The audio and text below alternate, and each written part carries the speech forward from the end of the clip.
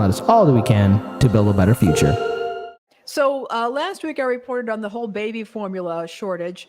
One of the things that I noted was that there are very few companies that make baby formula in the United States.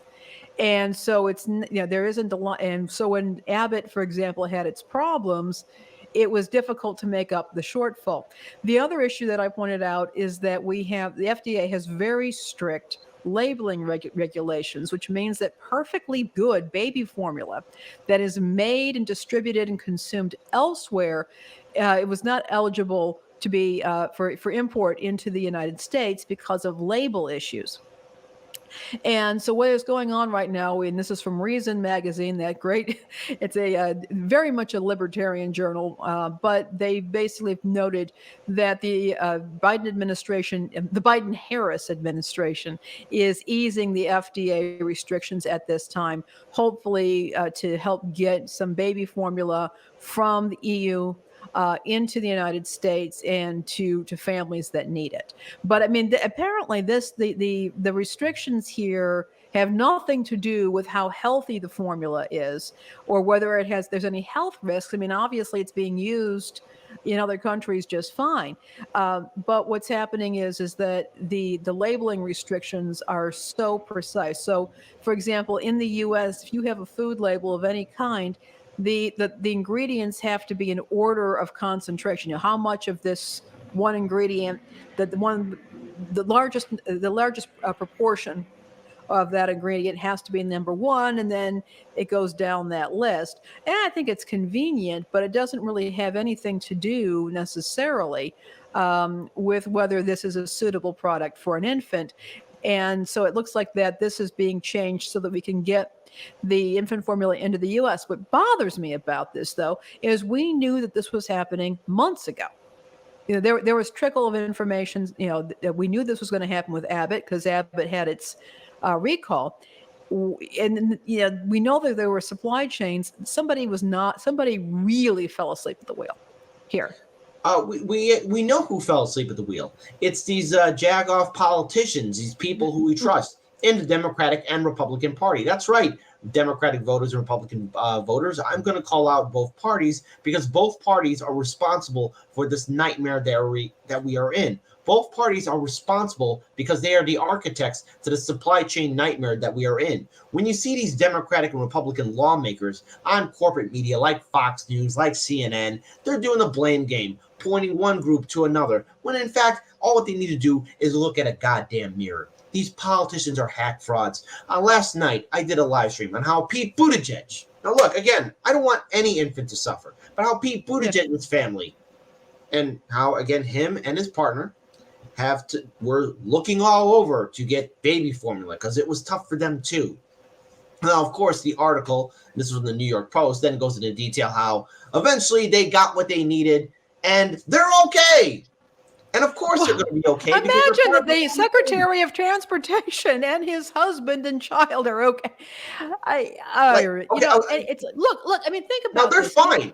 That's the thing. They're okay. I know they're fine. I know they're fine. But what about the other American people? It's the Secretary of Transportation. He's got a cabinet level position, and he's in a position. He's married. He has got money. He's got these resources that many of us could never dream of having. Think about an impoverished single parent out there who's trying to do this, and they don't have anybody at home to take care of the kid while you're checking out stores.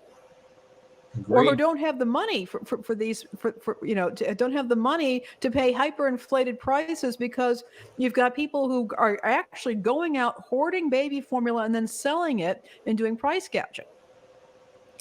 Imagine all that. Or imagine you're a foster parent and you're taking care of several children or several young children, all of whom have to use a different formula because of dietary restrictions.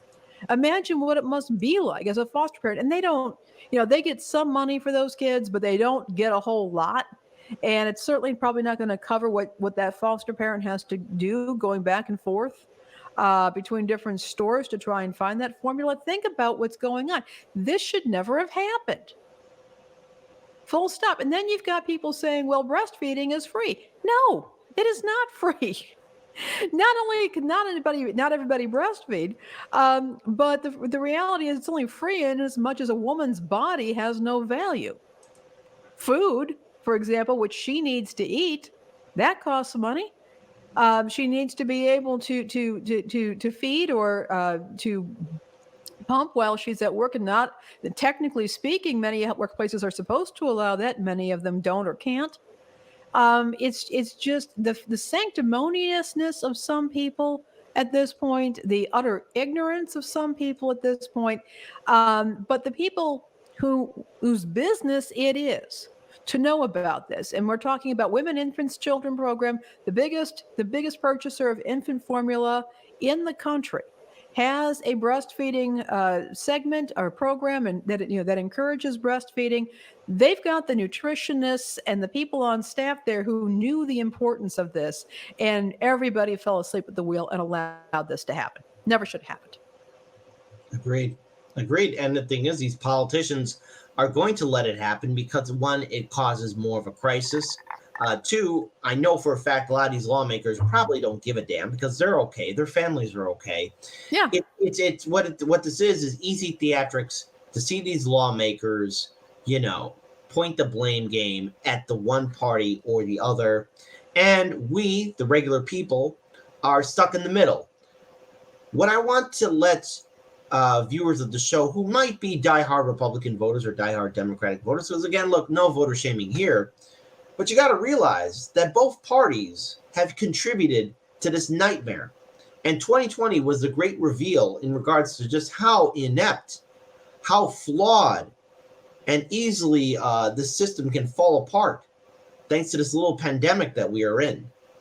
So when I hear people say, I'm going to vote Republican because they have values I believe in, or I vote Democrat because they have values I believe in, I'm going to have to sit them down and say, like, no. You have values. The party that you're going to vote for has only one value, and that's towards their corporate donors.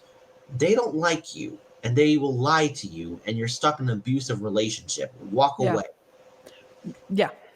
But but this is a situation also with abusive relationships. You can't always walk away because they hold a lot more power. And this is a situation that I think people need to be aware of, that there are problems that are bigger than, say, than the many individuals themselves can manage. That people can say, well, you have to go and rely on yourself in these situations. The problem is most people, you can't easily make infant formula. I know there are recipes out there on the internet.